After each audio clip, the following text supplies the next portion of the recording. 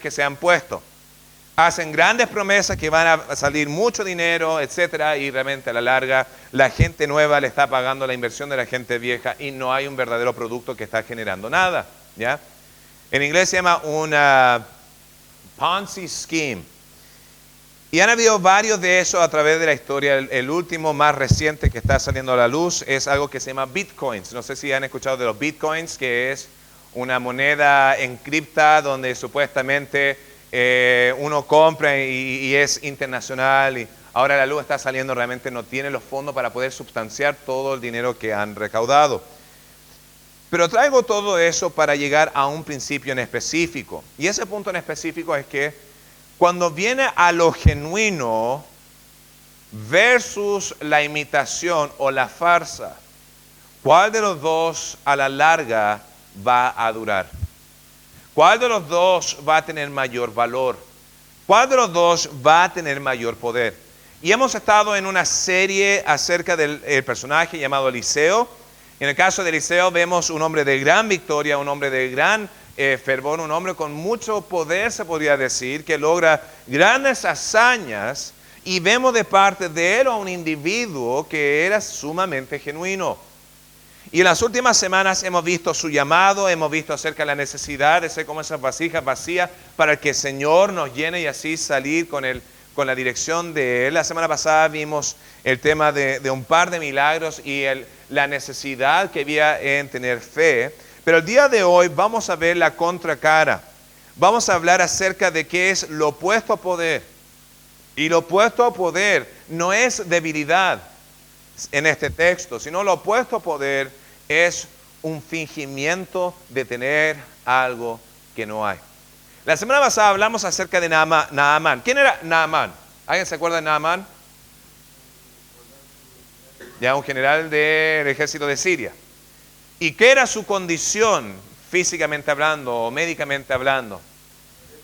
Tenía lepra. Ya le leí los labios a Clay y decía lepra. Ya, no sé si decía eso o me dio hambre. Uno de los dos le dijo a Daniel. ¿Ya? Tenía lepra.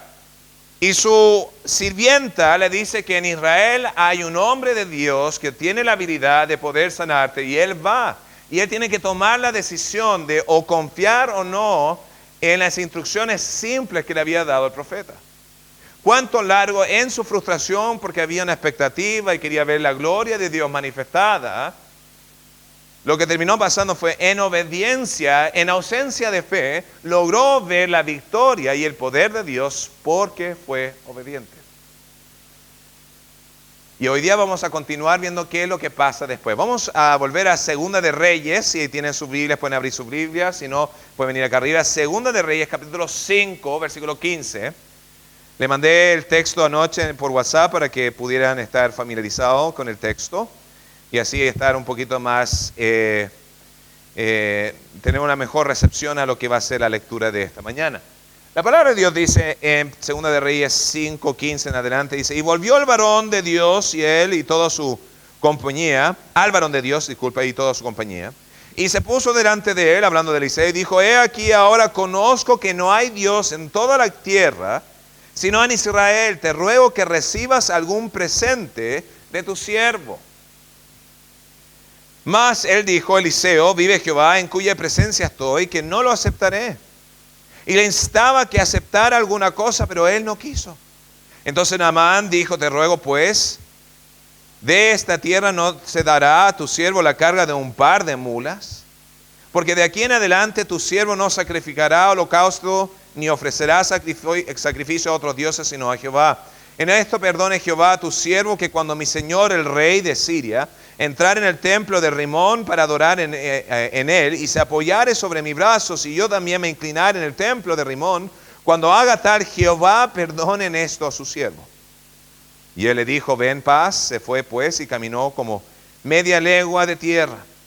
Entonces Giesi, criado de Eliseo, el varón de Dios, dijo entre sí: he aquí mi señor estorbó a este sirio Naamán, no tomando de su mano las cosas que había traído. Vive Jehová, que correré yo tras él y tomaré de él alguna cosa.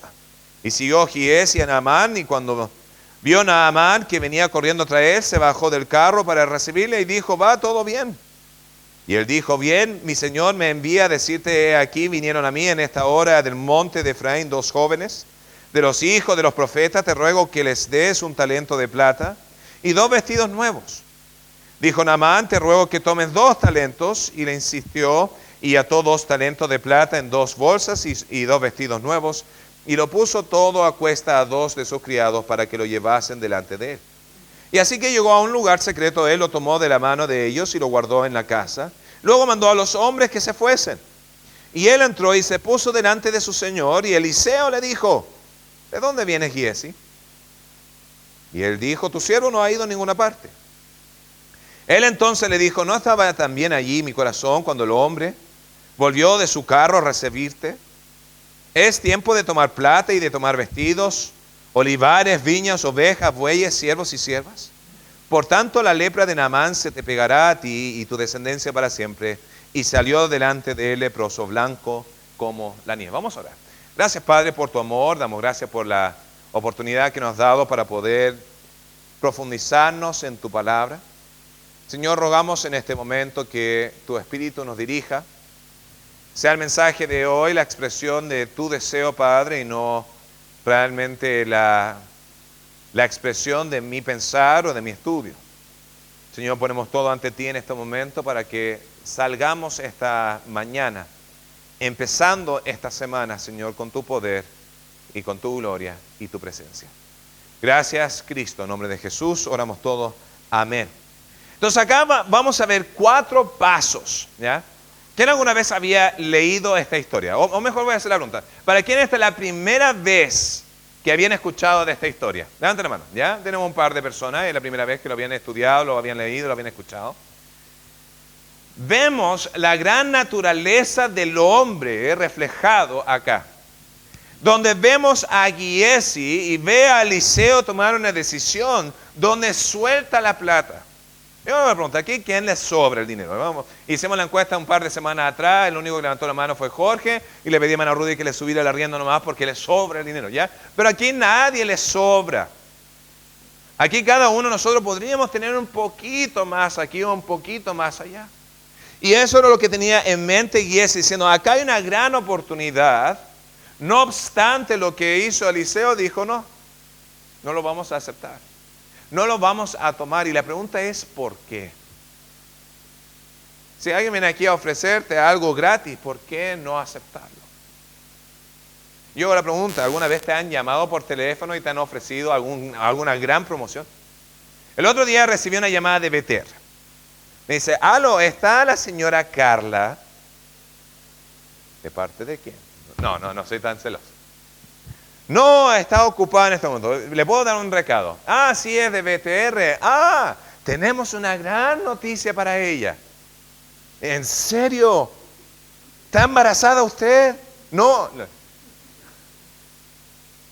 ¿A alguien le han dado buenas noticias a alguien en el teléfono? Ahora, yo trato de ser respetuoso y no ser roto y no ser pesado, porque ese es su trabajo. No es la culpa del que me está llamando, es culpa de BTR. Pero Frida, cuando a ti te llaman diciendo BTR, Frida, tengo una muy buena noticia para ti. ¿De parte de quién? BTR. ¿Abres o no los oídos? A veces, ya la carne es débil, ya está bien. ¿Quién escucha la propaganda? Vamos a hacer una encuesta oficial. Cuando dice liquidación, ¿quién abre los ojos cuando ve liquidación? Ya, ahí tenemos a Cintia, Rudy, Carlos, ya. Veo más manos de mujeres arriba que abajo. Andrea, cuando tú ves la palabra liquidación, ¿te produce algo? Chusma, sal de acá, ¿cierto? Hay una tentación, ¿cierto?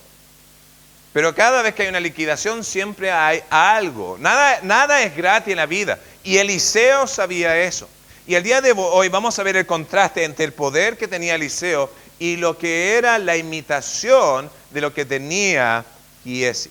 Entonces el día de hoy vamos a ver 4 pasos al desastre y las cosas que nos van a robar del poder. Número 1, en el caso de Giesi, estar en desacuerdo con el método y prioridades de Dios. Ese fue el primer error que tenía Giesi. Él estaba en desacuerdo con el método y prioridades de Dios. Tener poder de Dios no significa independencia de uso. Y me voy a explicar.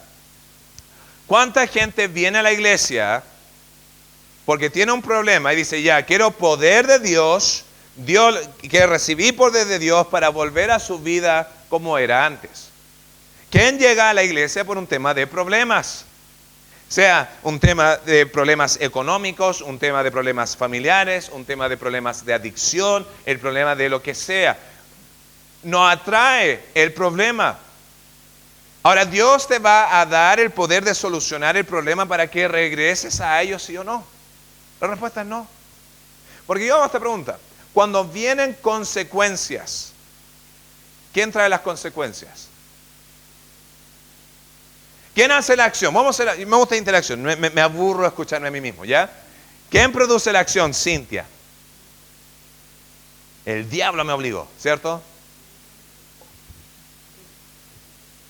Sí, yo, ya. Carlos, ya. Las acciones que uno toma, ¿quién las toma?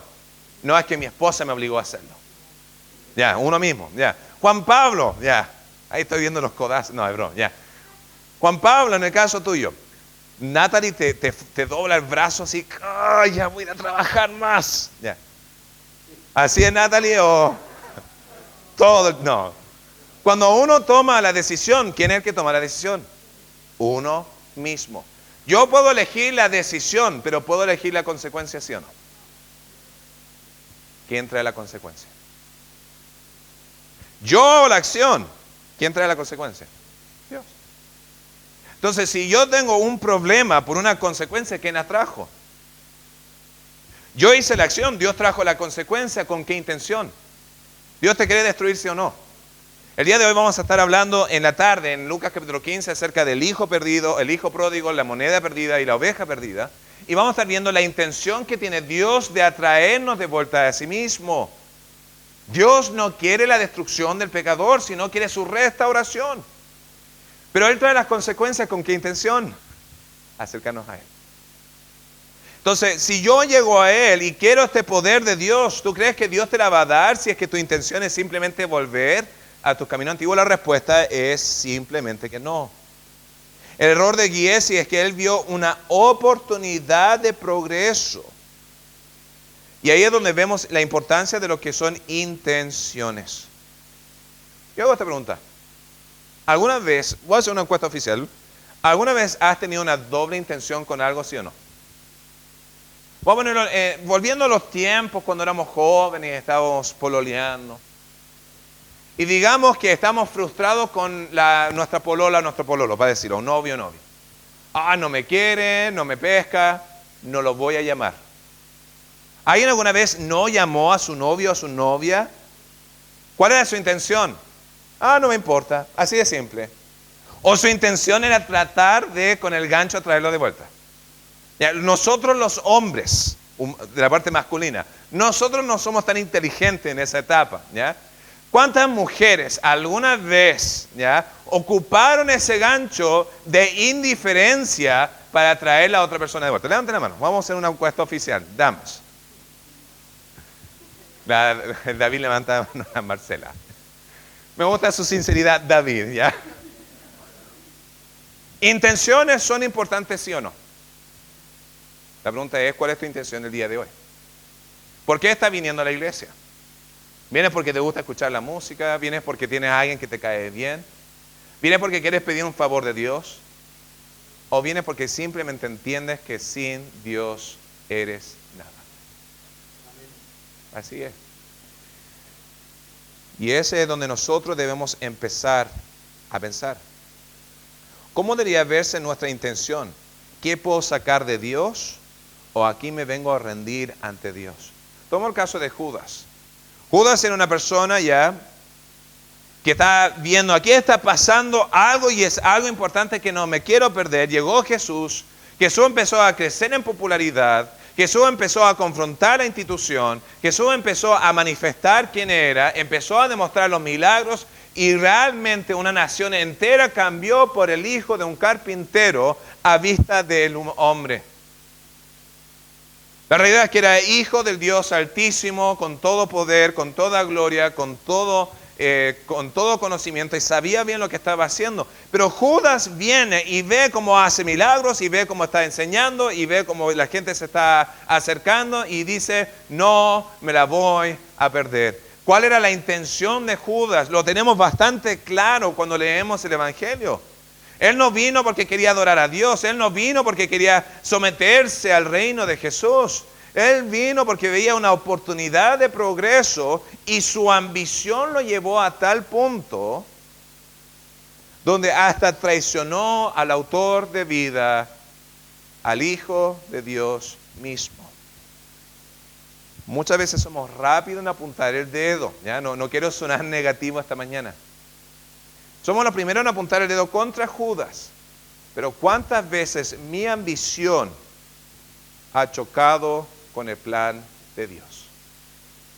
Y estoy dispuesto a poner una prioridad sobre mi ambición que sobre Dios mismo. Y a cierto nivel caemos en la misma trampa que cayó Judas. Muchos van a la iglesia, incluso muchos cristianos, porque dicen, necesito que Dios me ayude a lograr mis metas. Pero cuando llega el momento de traicionar a Dios por su ambición, caerán en ello. Voy a ocupar un ejemplo. He visto varias veces hombres, esto pasa mucho con hombres, perdemos el trabajo y estamos cesantes. ¿Y qué empezamos a hacer? No empezamos a desesperar. Hermano Ariel, ¿usted alguna vez ha estado un periodo de tiempo sin trabajo, sí o no? ¿Y cómo estuvo usted? Ahí en la casa, con los pies arriba, con las manos atrás, relajándote, tomándote una Coca-Cola 0,6 heladita, ¿cierto? No, uno se empieza a desesperar. Juan Pablo, ¿ya? Yo estoy seguro que si tú dejas de trabajar algún día se te va a caer el brazo o algo. Ahí, en tu esfuerzo y dedicación, ¿ya? Y entrega lo que es la parte laboral, ¿ya? No creo que te guste quedarte quieto. No sé, no te conozco, no te puedo leer la mente, pero tengo esa tendencia a creer eso de ti. ¿Alguna vez has quedado por un tiempo largo sin trabajo, sí o no? ¿Cuándo empezaste? ¿Ya? ¿Cómo se siente? Vale. Fernando, ¿alguna vez has quedado sin trabajo? ¿Cómo se siente?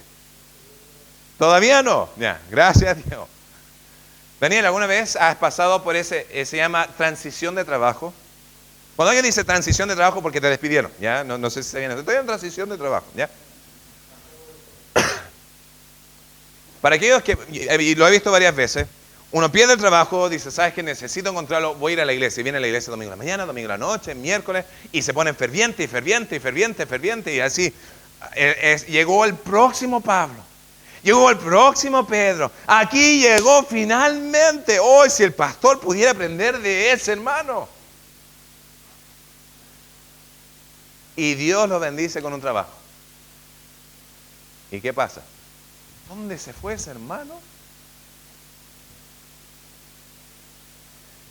El punto que quiero llegar es lo siguiente. Isaías 55. El profeta Isaías está hablando de parte de Dios. Y dice, hay dos caminos. El camino de Jehová y el camino del hombre. Dice, más altos que son los cielos que la tierra. Así son más altos los cielos, o sea, el camino de Jehová que el camino del hombre. ¿Qué camino quieres? ¿Quieres el camino de gloria arriba en la presencia de Dios, o te vas a robar a ti mismo con tus propias misiones? Y es un tema de autoanálisis que es bastante difícil, que cada día, diariamente, debemos autoanalizarnos. Yo no lo digo de condenación, mi deseo principal es de motivación. Porque muchas veces nos robamos a nosotros mismos del impacto que Dios quiere hacer, porque simplemente hemos desviado la mirada. El segundo punto que hizo Giesi, que se robó del poder de Dios en su vida en esta imitación, era que no percibió la experiencia, madurez y la espiritualidad de Eliseo. Y ahora te pregunto, ¿por qué diría Eliseo que no? Quiero que lo piensen. Acá, dinero gratis. Acá, gran fortuna. Acá puedes pagar por tu ministerio, puedes hacer esto, puedes ayudar a los pobres, puedes hacer un sinfín de cosas. Aquí está en bandeja regalado, y Eliseo dice que no. ¿Por qué dijo que no?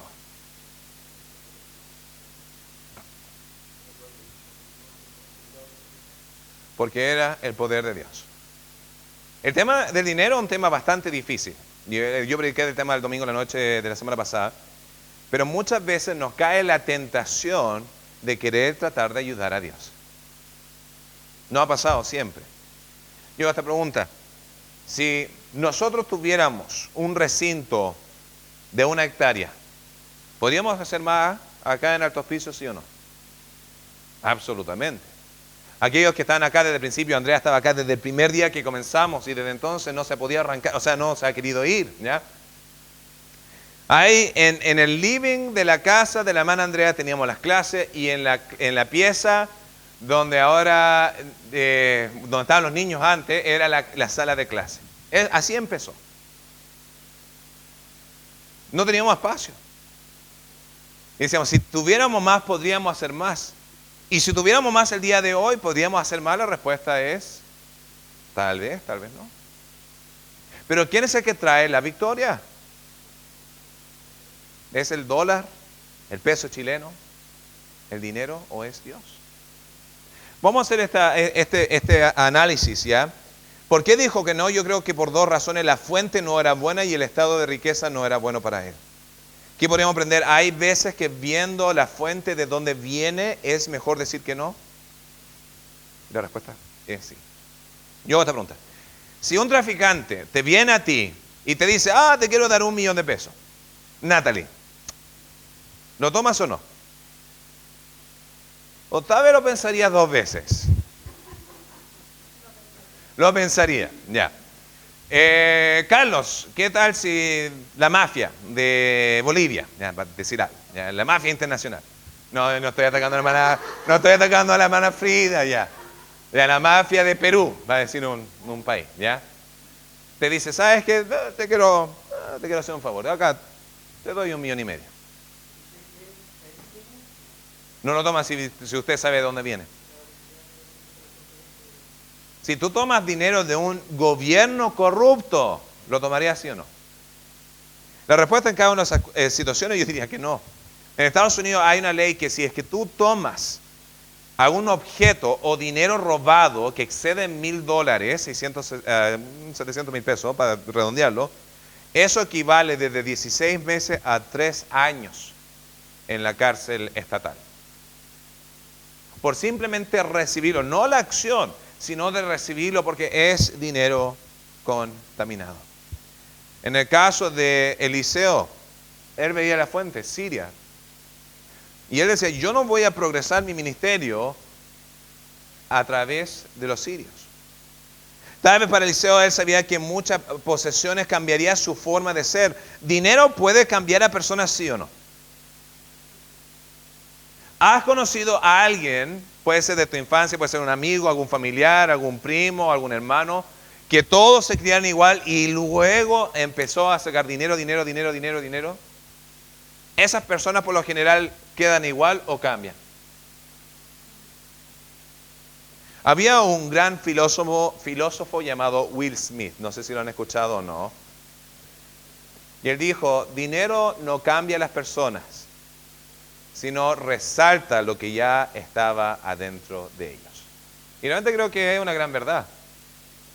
Pero acá cuando llega el tema del dinero, Eliseo dice, yo no voy a cambiar mis prioridades, no voy a cambiar mi enfoque, no voy a cambiar quién soy, porque quiero realmente ser 100% para Dios. Giesi debió haber visto el liderazgo de Eliseo y debió haber confiado en él, pero su error fue cuando al no confiar en su liderazgo, empezó a ver cosas de una perspectiva diferente. Lo mismo pasó con Judas. Ahora, en la búsqueda de líderes verdaderos, ¿cuál es la medida por la cual nosotros vamos a determinar si es algo un buen líder o no? Según el mundo, se podría decir, si tienen un buen edificio, una buena infraestructura, es una señal de una buena iglesia, un buen liderazgo. Voy a tomar el caso de Carlos. Carlos fue a Ecuador por un tiempo, tuvimos esta conversación el día jueves. Y cuando estaba en Ecuador, quiso buscar una iglesia. Y había una iglesia cerca de él. Y cuando llegó a aquella iglesia, era una iglesia que externamente tenía mucho. Y esa fue una de las cosas que enganchó, entre la música y otras cosas más. Pero la infraestructura de un edificio determina si algo es genuinamente bueno o no. ¿Quiénes son las iglesias en la ciudad que tienen... ¿Cuál es la denominación en esta ciudad que tiene las iglesias más bonitas? Los mormones. ¿Podrían decir que los mormones tienen edificios bonitos, sí o no? ¿Quién no le gustaría tener una cancha de básquetbol? Fútbol es para niñas, básquetbol para hombres. Digo eso porque mis habilidades de básquetbol son superiores a las del fútbol. Pero tomando ese concepto, tienen cancha de básquetbol, tienen pasto sintético, tienen los ventanales hermosos, tienen el edificio bueno. Pequeño detalle, Jesús, hermano de Satanás, cada uno puede ser su propio Dios en su propio planeta, entre otras cosas más. ¿Vale la pena cambiar doctrina sólida, lo que es verdad, por tener un edificio? La respuesta sería, en mi opinión, no. ¿Qué tal cantidades de seguidores? Porque una muchedumbre está siguiendo a una persona, ¿significa que es el líder que Dios quiere? Si la personalidad es carismática, energético, gozosa, feliz, amorosa, si el presupuesto es bueno, si hay bueno dinero, si hay dinero en la organización, todos esos son señales de un buen líder, y la respuesta lo vamos a ver reflejado en Pedro. Pedro tenía un gran edificio cuando la iglesia comenzó en el primer siglo. ¿Tenía él un gran grupo de personas o eran solamente 120? ¿Era Pedro elocuente o más bien era tosco y sin educación? Y sin contar, ¿tenía Pedro dinero o no tenían ni uno? Sin edificio, sin muchedumbre, sin carisma y sin realmente el cuarto que se me olvidó. Vemos el cambio histórico mundial de ese grupo.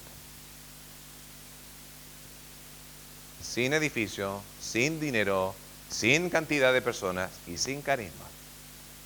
¿Qué es un punto que cada uno de nosotros debemos buscar en un líder? Porque el día de mañana tal vez vayas a otra ciudad y tengas que buscar otra iglesia. Tal vez me caiga un rayo y ya no esté acá.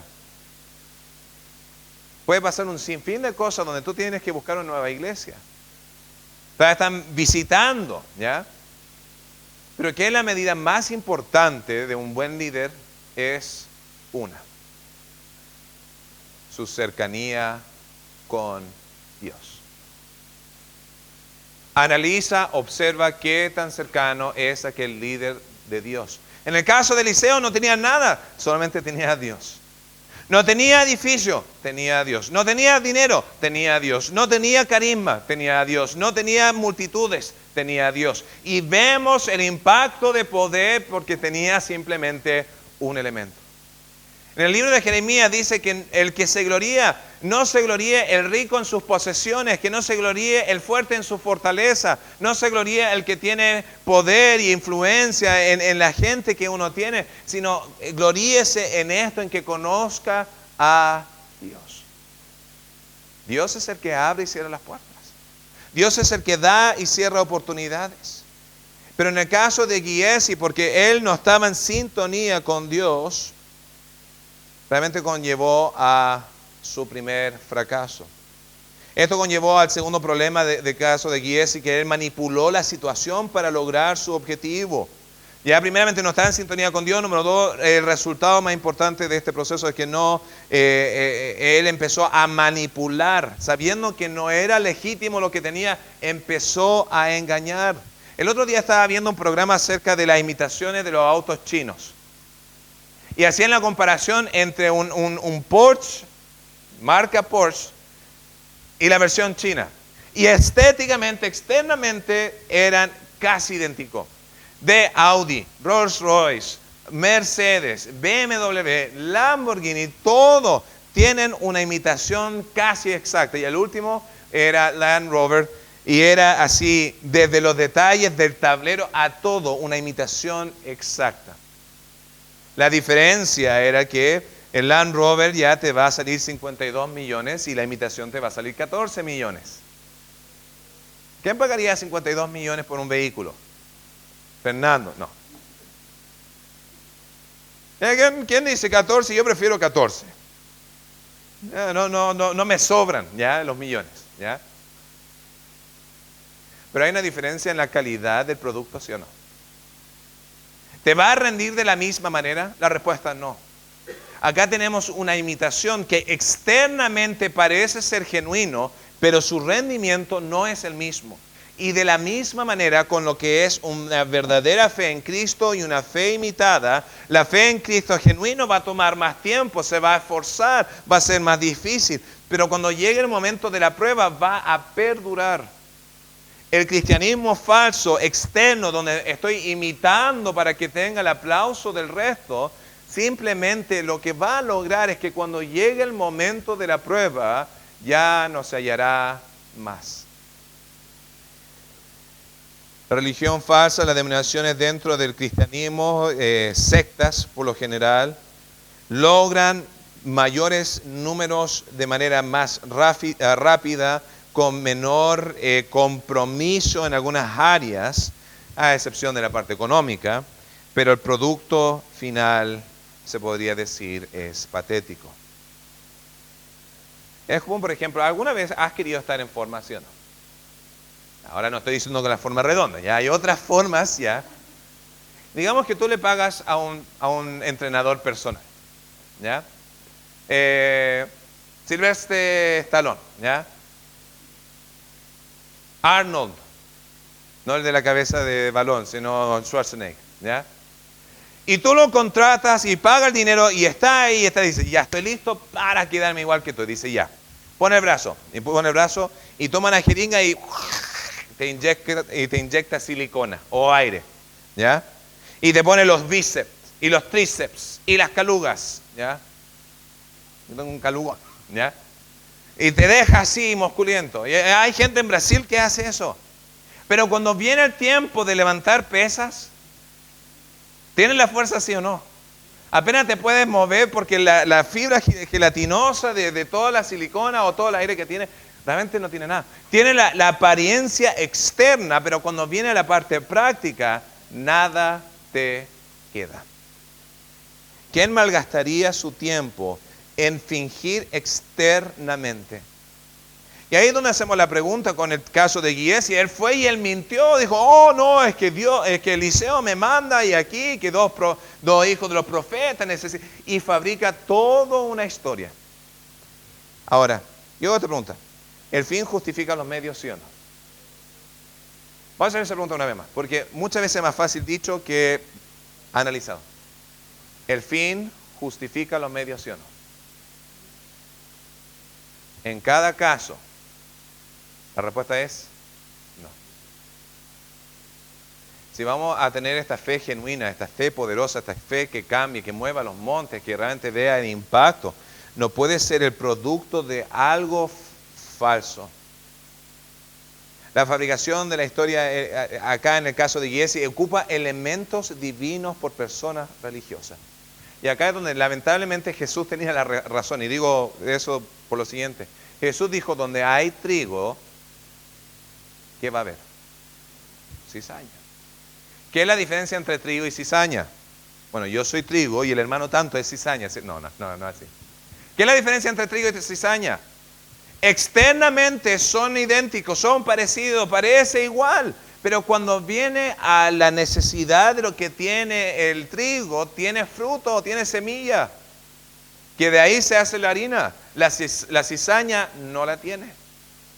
Entonces externamente, donde hay trigo va a haber cizaña. Donde externamente en la iglesia se va a ver como si todos fueran lo mismo, pero el producto, el fruto interno, Jesús estaba advirtiendo que no. Y no lo decía de hermanos, lo decía de parte de los líderes. Estaba advirtiendo acerca de gente, líderes que dicen externamente, yo tuve esta visión y yo tuve este sueño y tuve esta profecía y yo tuve esta evidencia y yo. Y luego se investiga y se ve y son estafadores, son mujeriegos, son gente con muchos problemas. Donde las manifestaciones que ellos externamente hablaban, y acá ocupa una persona expuesto a las cosas de Dios, viendo el poder de Dios, interactuando con gente como Eliseo, no tuvo ningún problema mintiendo acerca del tema. Mi esposa y yo fuimos a un congreso en Sacramento donde era tratando de alcanzar musulmanes con el Evangelio.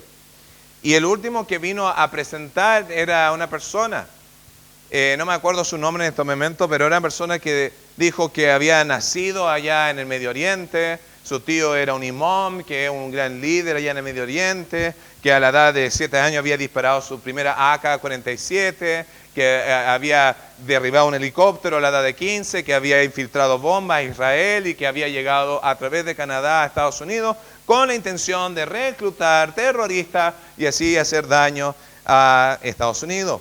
Y en el proceso fue golpeado por un vehículo mientras estaba manejando, buscando unos reclutas de Marruecos, y fue al hospital, y en el hospital conoció a un doctor, y el doctor lo llevó a su casa, y él empezó a vivir la vivencia de los cristianos, y después de un tiempo largo, de meses, de ver, cambió su opinión de que estos cristianos antes eran malos, ahora son simplemente tontos, pero son buenos, y empezó a orar, al Dios de Abraham, de Ismael y de Jacob, no de Isaac, sino de Abraham, de Ismael, el hijo de la promesa de Ismael, porque los árabes son así. Y todo este tiempo, y no le respondía, y después oró al Dios de Abraham, de Isaac y Jacob, y Jehová se le apareció.